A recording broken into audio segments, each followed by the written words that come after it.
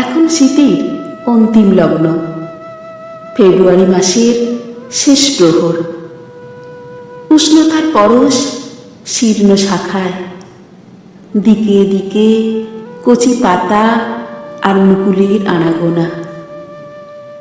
আজ 21শে ফেব্রুয়ারি। ঢাকা শহরে সকলের সাথে স্বামীয় বায়স ও শান্তির দূত পায়রা অংশ নিয়েছিল 144 ধারায়। আকাশ বাতাস থমথমে, কলকারখানা ঘুমিয়ে, গাড়ি ঘোড়া বিশ্রামে, স্কুল কলেজ বাজার ঘাট শুনশান, চারিদিক একেবারে নিস্তব্ধ আগে। কিন্তু বাংলা মায়ের দামাল ছেলেরা মেনে নিতে পারেনি পাকিস্তানি ঘৃণ্য চক্রান্ত। মাতৃভাষা হারানোর হাড় হিম করা আতঙ্কে তাদের রক্ত টকবক করে ফুটছে, শিরায় শিরায় ছুটছে মাতৃভাষা বাংলা রক্ষার উন্মাদনার স্রোত। ভয়কে জয় করে তারা বেরিয়ে পড়েছিল রাজধানীর পথে, অন্যায়ের প্রতিবাদ আর মৌলিক দাবিতে। রৌদ্রোজ্জ্বল দিনে নিমেষে নেমে এলো হানাদারের বর্বরচিত তাণ্ডব।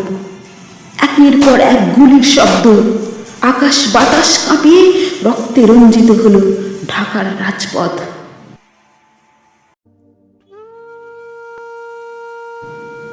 বীর সন্তানেরা লুটিয়ে পড়ল মায়ের স্নেহের আঁচলে।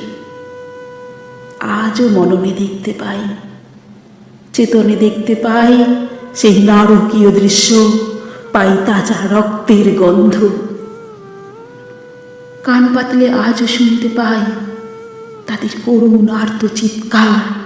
ছিন্ন ভিন্ন দেহে মরণ যন্ত্রণা উপেক্ষা করে শেষ নিঃশ্বাস পর্যন্ত বলে চলছে, বাংলা আমার মায়ের ভাষা, রাষ্ট্রভাষা বাংলা চাই, বাংলা চাই, বাংলা চাই।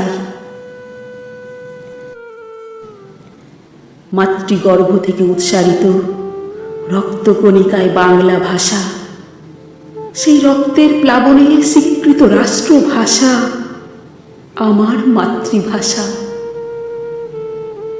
তরুণ রক্তস্রোত দেশের গণ্ডি পেরিয়ে বিশ্বসভায় স্বীকৃত বাংলা ভাষা। আন্তর্জাতিক মাতৃভাষা দিবস হিসেবে বাঙালির গর্বের ফেব্রুয়ারি। হে বিজয়ী বীর, তোমাদের আত্মত্যাগ আমরা কোনো দিন ভুলব না, ভুলব না, ভুলব না।